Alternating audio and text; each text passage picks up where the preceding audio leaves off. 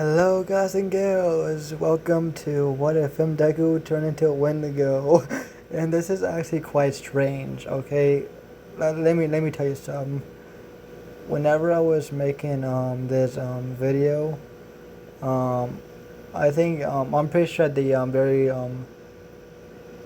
in the very end you see me talking about the few tries that I said that I the few tries I did on this What If. And it seems like I accidentally deleted the intro that I did for this series. So I usually always make the intros first, and then I make the what if. But I'm actually making this after the what if that I made, the part 0 of the story. So yeah, this is quite interesting. So yeah, so this is quite weird. But yeah. Y'all are gonna be in for quite a story, but just bear with me on the story. At the very beginning, it was a little choppy. I think I admit that I might have not been as detailed as I should have, but I think as I got into the what if it started to get better. I started to describe things more. I got into the groove of making this what if. But yeah, I enjoy making this. So just be prepared for new episodes on the series, and What If Wendigo was Neo. And it's taken me 2 months since the poll of making these two what ifs. You'll probably thought that I would have never did it, but I am finally, after being in my longest slump ever of just making part zeros and ones, or just zeros in general. I think I've only been making. So yeah. The last series that I've actually made that was only like a part like 0 was like 9 months ago. Like really, it's like I think these part zeros I've been making has been so dragged out. Oh my god, those part zeros probably need a remake because of how long it's been since I made it. So yeah. And it's been like a year since I made the last video on What If Deku was Neo. I actually remember because I remember how I made that what if on the last episode because I actually watched it. And okay, but it's quite interesting how I did that. But yeah, never mind that. Y'all want to get into the story. Y'all don't want to talk. You don't want me talking about all my other what ifs. You don't want me talking about this what if. Y'all want to get into the story. So yeah. Sorry about my little rant. But before we get into the intro that y'all want, I'm going to start something new. Have a little fun with my before I start my intros. I'm going to show you at least 2 to 3 memes each time I make a intro before I go to the what if for y'all, just to have a little fun with y'all. Y'all know something that y'all probably already saw on Google, or a what if probably did it, showed it to y'all in the community or something that does memes. Who knows? But yeah, memes are fun anyway. So let me show you some memes. Because it is a MHA what if, I'm going to do a MHA meme that wasn't very plus ultra of you with Deku with the sunglasses with them shades. Look at him with them badass shades. Let me show you the next one. When you decide to watch 2 episodes but end up watching 2 whole seasons in a night. My calculations were wrong. I think we've all been there, to be honest. I think we've all been there, guys and gals. Okay. At first, I was like, Cowboys as a joke. But I don't think it's a joke anymore. I can actually relate to that. I really can, to be honest. Before I ever watched an anime, I would never have given this a second look or thought. Like cat boys are fucking cute as fuck. Like really, I really don't give a shit what some people say. I don't. I'm fucking bi. I don't give two shits. I don't give two shits. You're like, oh my god, you're a fucking guy. You like guys or some shit? I'm bi, bitch. I'm bi. Fuck you. Fuck you. Fuck you. But if anyone of you are watching my vids, I'm pretty sure most of you are shippers or they have very exquisite taste in ships and shit like that. That wouldn't bother you. But I know there's a few of you motherfuckers that are fucking homophobic and shit like that. I don't need any of that in my community, to be honest. I don't need any of that. So if you don't like any of what I'm about to show you, any any of the jokes I say in what ifs or my live streams, get the fuck out. Get the fuck out, okay? But yeah. Never mind that. But just look at these fucking cute cowboys. Look at that. Look at that. Look at that. But yeah. Hope y'all enjoy this. Let me bring that fucking intro out, motherfuckers.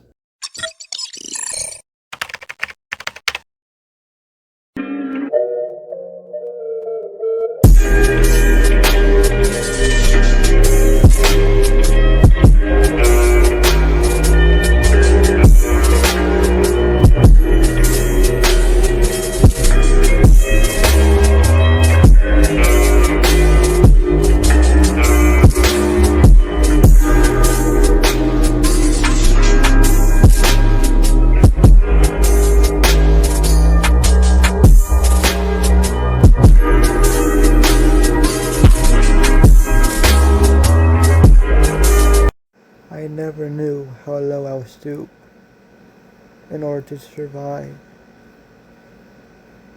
I'm going to commit the greatest sin that I've ever known in order to survive. I'm a monster. I'm about to eat my brother.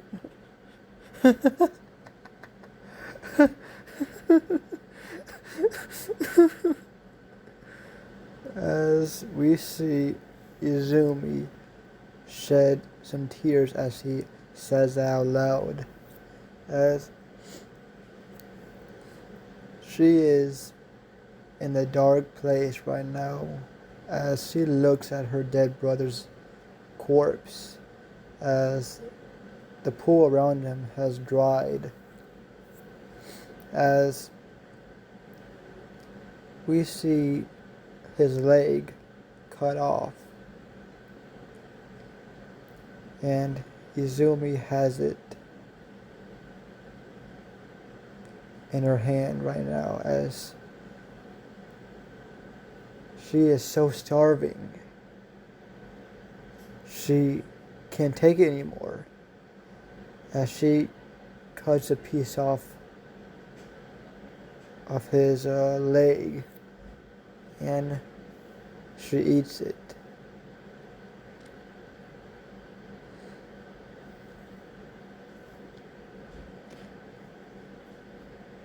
Before we know it, half of the leg is gone, as her stomach has been quenched, as she's disgusted with herself. She tosses the half-eaten leg back to her dead brother's corpse, as she's shivering and she's crying so much, as she's been stuck in a dark hole with her brother's corpse she doesn't know how long she's counted, how many days it's been. It could be weeks. She doesn't know. It could be days or weeks. She doesn't know. It couldn't be weeks because the corpse would be stenching. It would be disgusting with maggots and all that. She honestly doesn't know herself. all she knows is it feels like forever in this place. As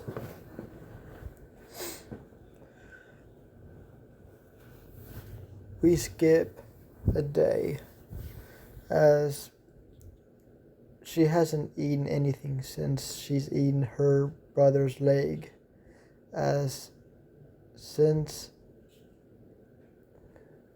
she how do I say, eaten her brother's leg, her stomach is getting increasingly hungry. Her hunger is increasing, though she doesn't know it yet. She hasn't really, how should I say, she hasn't noticed it yet, let's say. And she has a shovel in her hand, as that's what she used to cut up the leg. Though it took all her strength to cut his leg, cut the bone with the shovel. But right now she's trying to make a hole, as she found a area inside the cave that she's in, as bit by bit she is breaking it down, as she has been taking the gravel and rocks, as she knows that this is kind of like an entryway that has been blocked for God knows how long, as she's noticed that this is probably an area that got caved in because of it not being taken care of. As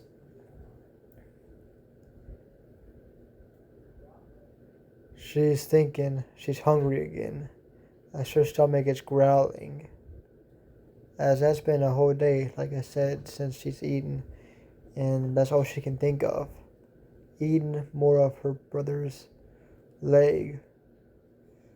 As she growled a little bit, as she says, fucking hunger, I don't want to do it. I won't stoop that low again. I won't. I'm going to get out of here before I eat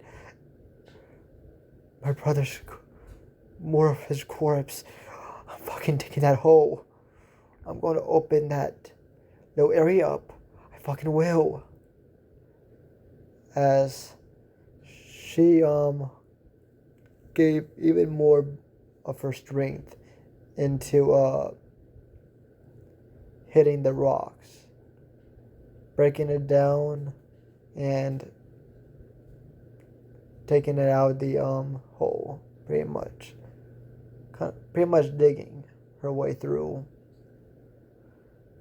making a hole big enough for her to fit through, as she finally hit an end, as she sees a hole clean through, as her eyes light up.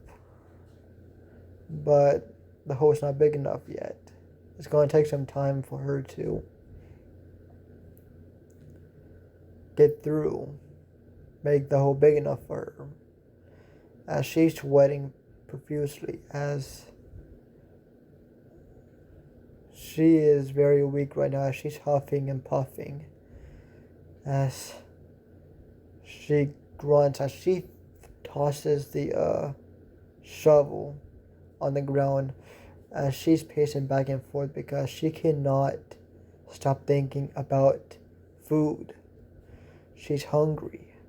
That's the only thing she can think of, as she is now getting very angry, as her anger has spiked a little bit, as she hits her head on one of the walls in the cave, as she grunts, as she hit her head pretty hard, as she yells and screams, as she wants to get out of here. As she falls to her knees as she looks back at the half-eaten leg, as she can't take her eyes off of it.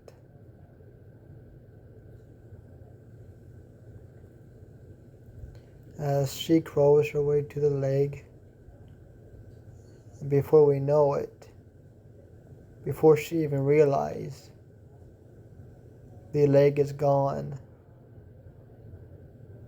As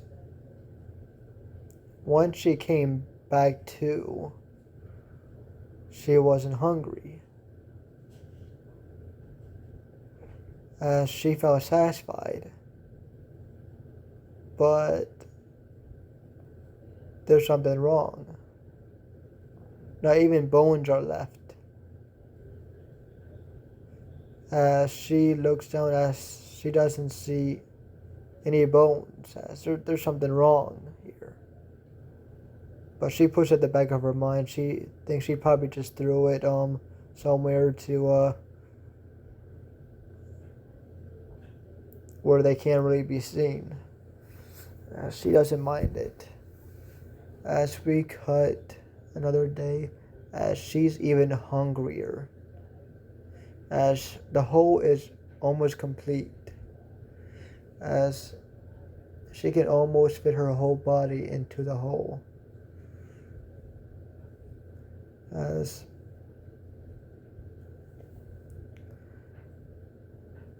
Izumi is very happy, but all she can think about yet again is her hunger, to ease her hunger, because it's literally hurting her physically and mentally that she hasn't eaten this much, as she's literally clawing at her skin, drawing blood, as she's holding her head, as she's walking back and forth in peace, trying to get her mind off of the hunger, as she doesn't know why she's this hungry, as it's driving her crazy, it's driving her mad. Why am I hungry? Why am I this hungry? Why? As we see her pulling on the fabric of her clothes, or what she has left of her clothing that's covering her, as she has a very mad look, not an angry look, but a very psychotic look in her eyes. It's very psychotic, but if you look even remotely close to her eyes, and you look at it very closely, you can see the predatory look in her eyes as she looks back at her brother, as as she jumps, as she does a predatory like pounce on her brother's corpse, as she starts gnawing at the other leg. She's literally eating it, not even caring about cutting it like a normal human. She's holding on to the leg with great force. She's tearing the meat apart with her bare teeth. She probably hasn't noticed this, but her teeth has very slowly changed a little bit. The back of her teeth has started to get more sharper, almost more edgier, more, how should I say, jagged, as it's even easier to gnaw on the meat, as we see her just eating an ecstasy. I'm terribly sorry. I can't say ecstasy at the moment. Ecstasy. There we go. I can only say that once. Okay, just don't mind me. I'm going back to the story. As she's just gnawing and gnawing away. As before we know it, not even 10 minutes, and the whole leg is gone. As she could easily eat more, but she stops herself. As we see her mouth, her hands, all bloodied. As during this process, her nails started to get sharper. As she doesn't notice this at all, though she doesn't care. As she gets up, as she starts, without even thinking,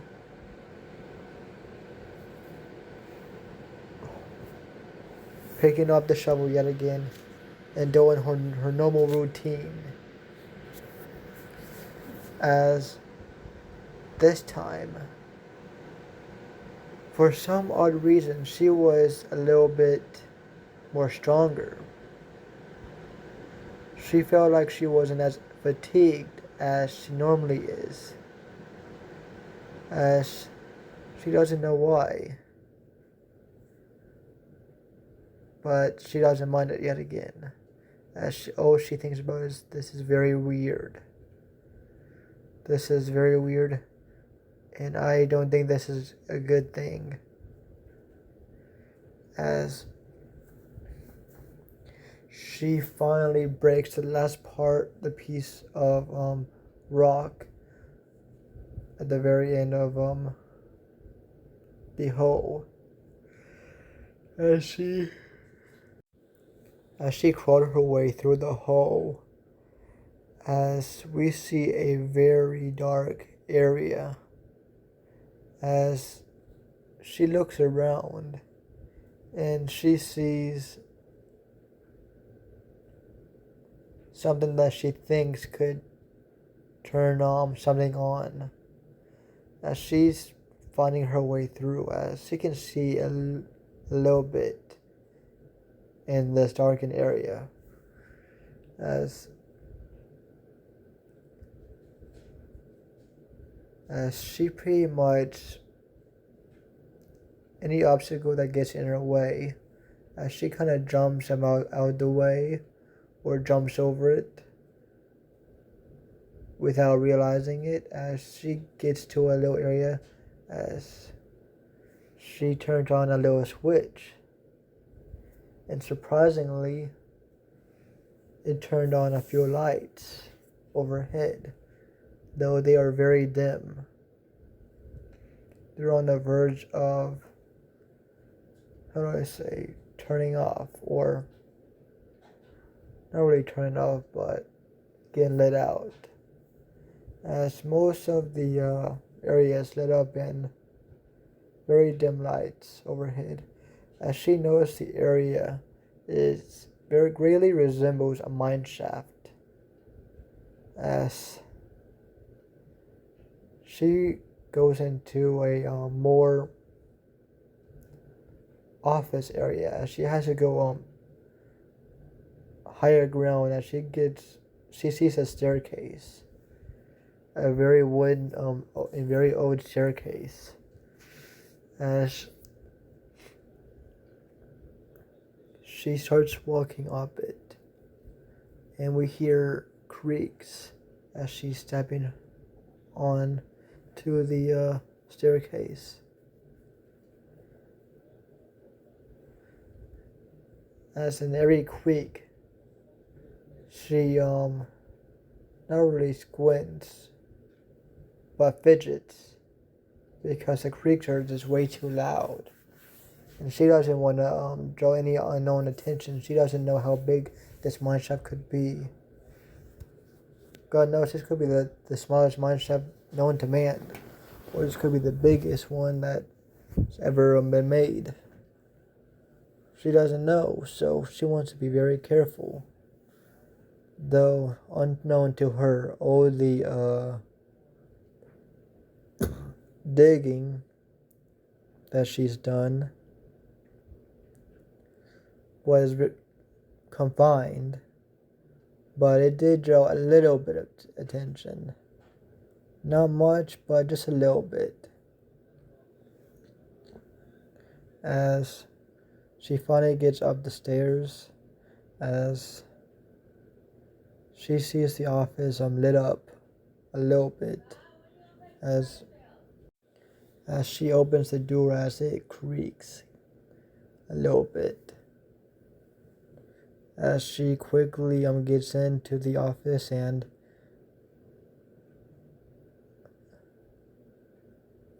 shuts the door behind her. As she looks around the office, as she sees blueprints, and she sees different diaries about the mineshaft, as this has been long been abandoned for centuries. She's surprised that this area has even been, how should she say, not caved in. And she's very surprised it's still standing. As she tries to look through all the drawers and see what she can find, as she sees a pen and quill, as she thinks it's been that long since this thing has been made. They don't have actual pens. Holy shit. As she opens another door, as she sees a notebook. As she opens it, but all the pages are blank, as nobody has really written anything. As her stomach growls. And whenever I say growl, it growled pretty loudly, as Izumi got ticked off. Very greatly with that, as she thinks she's already hungry, as it has been a whole, how should I say, day since she's eaten from her brother's leg.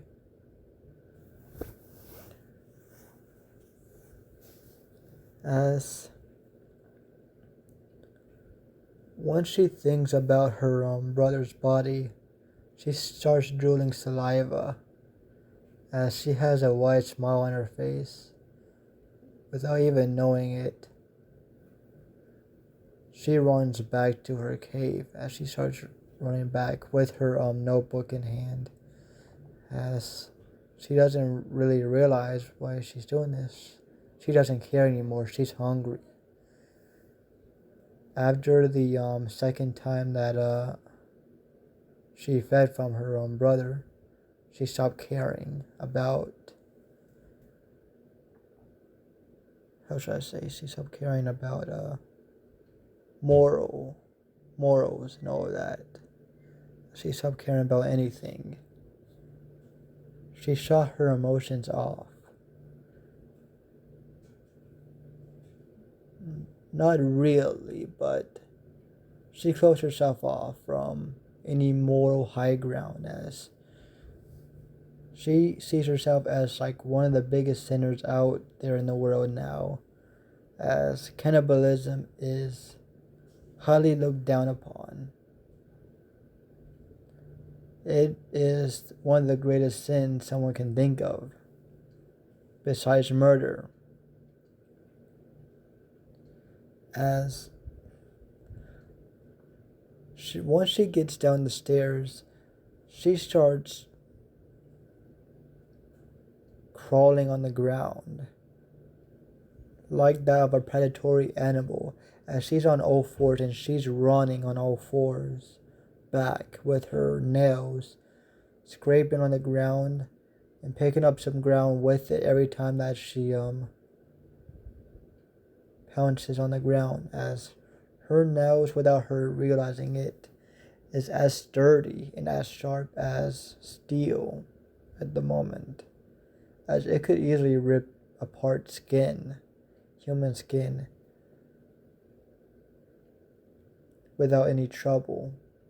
She can slice up anybody with her nails alone, as once she gets to the hole, she crawls like a predator into that hole, as once she gets her head into the room where her dead brother is, she jumps and pounces on the body, and she's crawling on the body, eating it. As she's crawling with her nails, scraping any meat off of her dead brother's body as she can, as she has lost all sense right now, as she's enjoying her meal, as before we know it, the whole body is gone, and Izumi's eyes started to turn, and her skin changed as well, as her whole body is starting to change, as we see her stand up after eating the last bone in her brother's body, as she has a wide smile on her face, as she feels totally at peace with herself,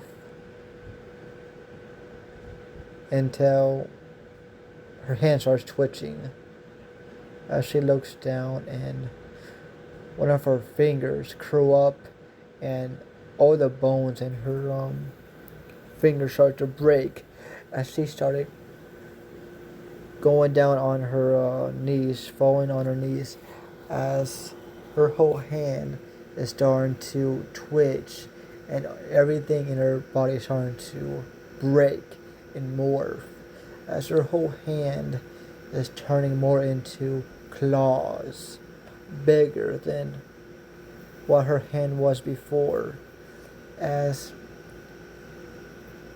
her arm is now twitching itself, as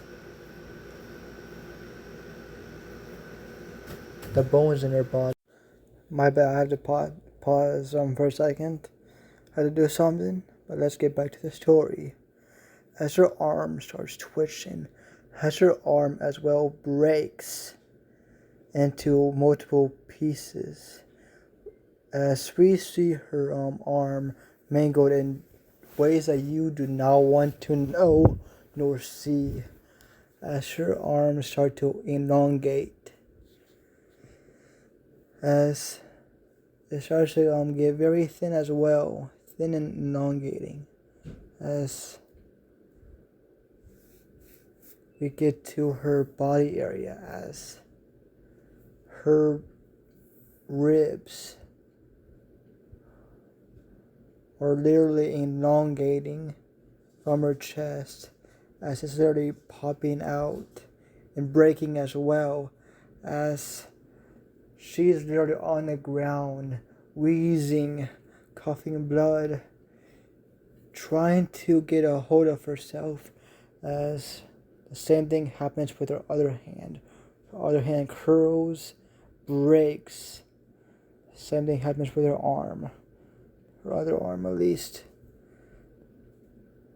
As she starts to look down on her legs, as the same thing's happening with her feet, as She sees it turning more animalistic.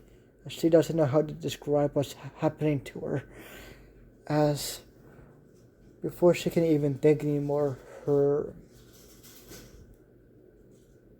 how should I say, head starts to morph. As we see her bones breaking as well and turning into something different. As we see horns start to sprout out of her head as she rolls over, as she is holding onto the ground with her nails, as she starts scratching, as she's clawing at the ground, as she has her body hunched over, as she is screaming in agony, total agony, as she finally stops screaming, as her body continues to morph, as we see the change, as we see her head, her eyes first turn red, as her head morphs more skeleton-like, more animalistic, into a deer, like,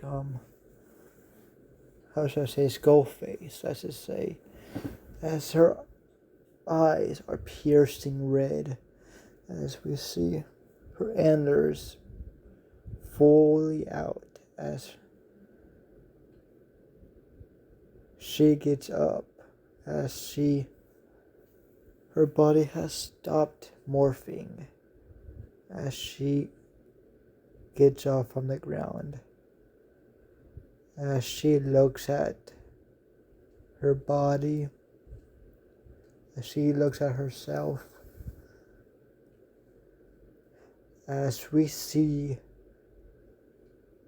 the beast, a monster that no one should know, a monster that's so evil and so scary. It should not exist on this earth. As we hear the most blood-curdling cry, and with a hint of bloodlust in it, as it screeches, and it doesn't stop for a couple minutes, as once it stops screeching, it starts its hunt, as it crawls out of the hole it was in. As this is not the same person it was a second ago. This is a more predatory creature right now. The personality is dormant at the moment, as all it knows how to do right now is hunt for food, as its hunger is insatiable. The only thing it can do right now is hunt. And hunt it does, as it bounces up and down from the ground to the walls to the ceiling, as it pounces on anything that is moving, as it crawls its way in the mineshaft, trying to figure its way, as it doesn't know where to go, as the mineshaft is like a maze. It doesn't know how to get out. but it had an idea. An idea that most of its kind wouldn't have ever thought, as it never really thinks. The only thing that its kind ever does is hunt. It doesn't think, just hunts and eats. But this one thought of something. Go to the office.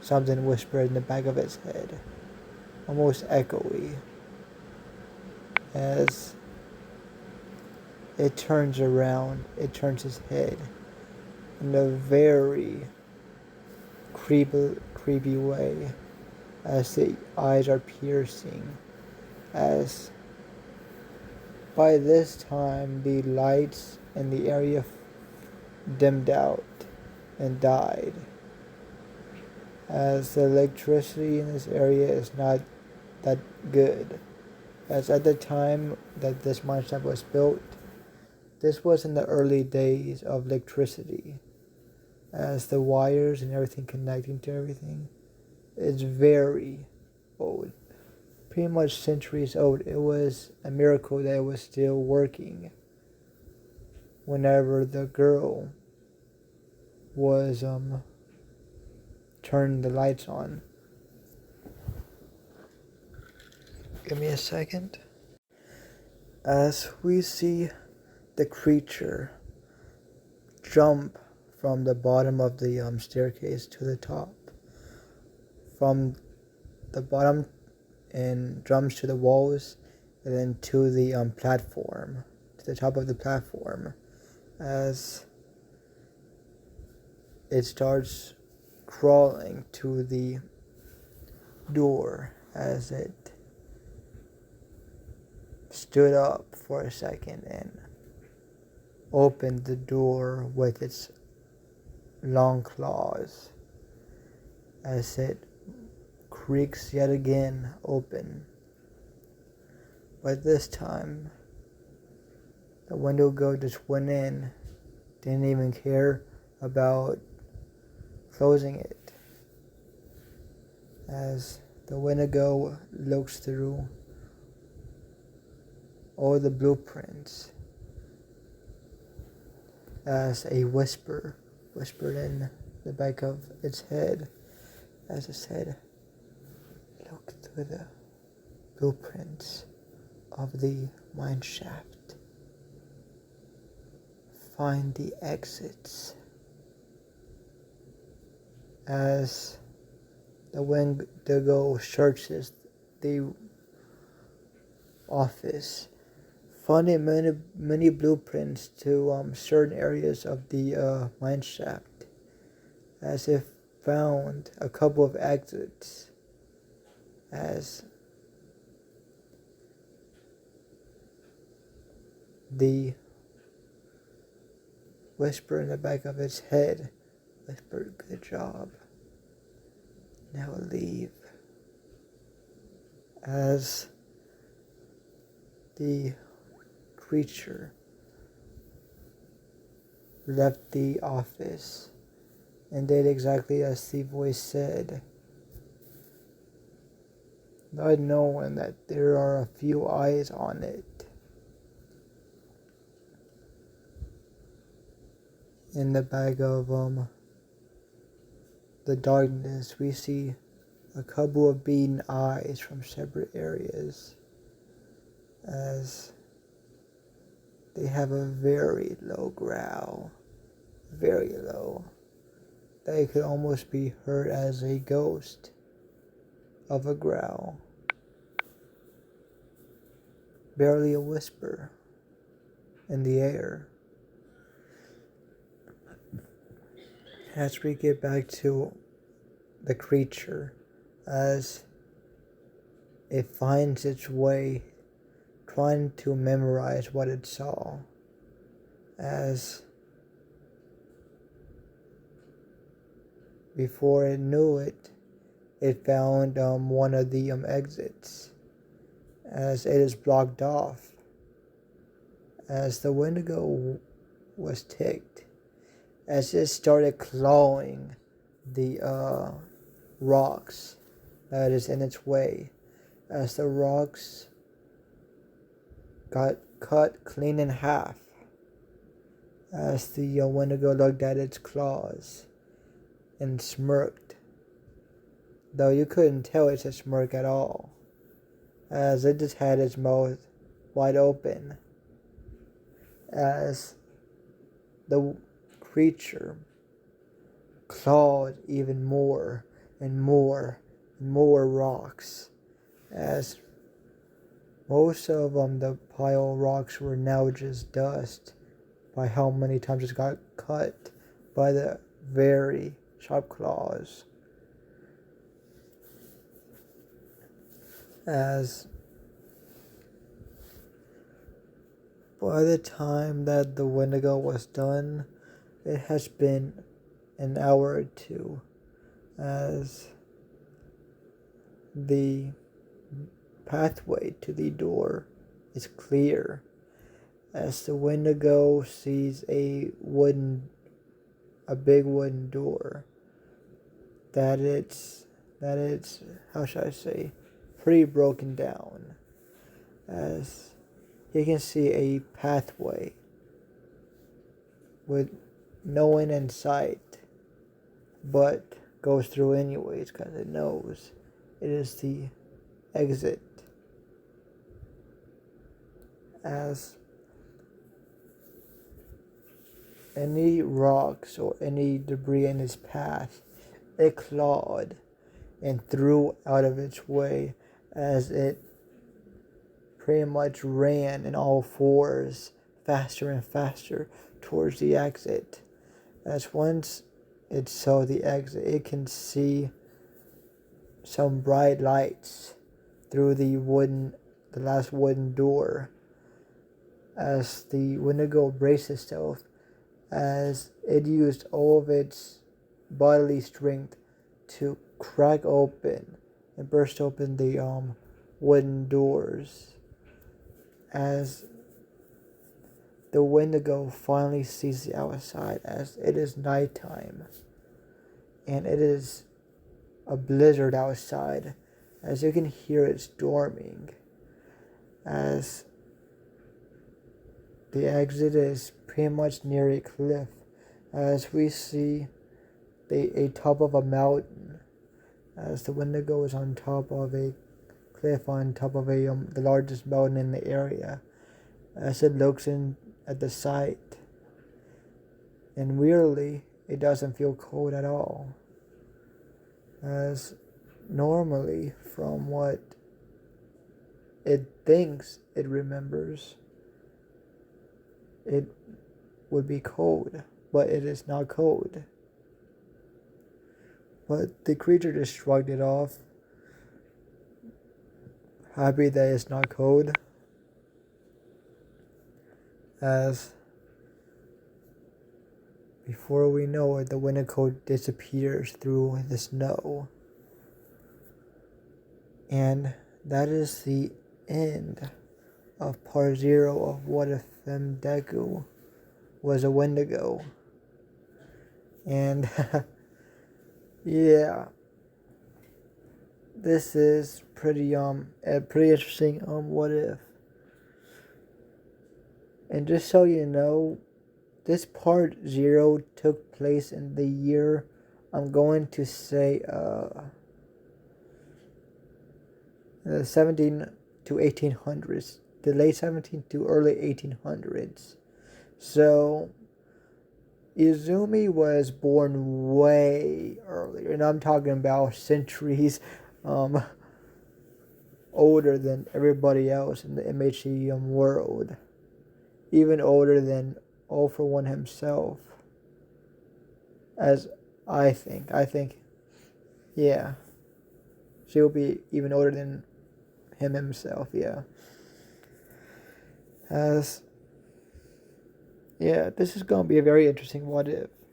And I actually was scared to make this because I haven't been able to make a what if completely at all.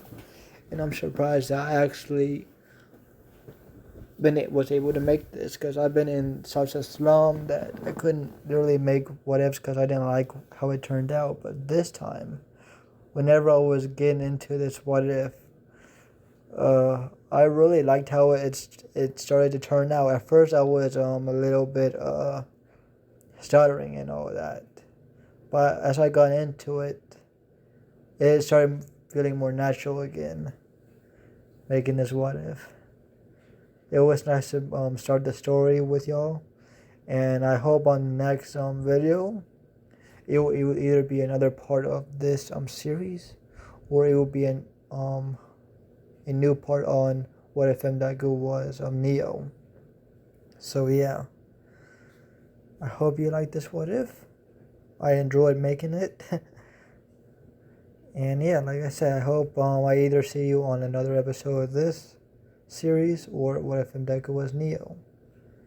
So you have a good day or night, wherever your time zone is, and peace out, motherfuckers, my monster family. Oh yeah, and subscribe and like this video, and please comment in the comment section how you felt on my return to what ifs. So yeah, this was nice. And before y'all ask, this actually took a few tries making the story. The first few attempts whenever I made it, I didn't like the story, but I like how this one turned out. So yeah, thank God it turned out well, and peace out yet again.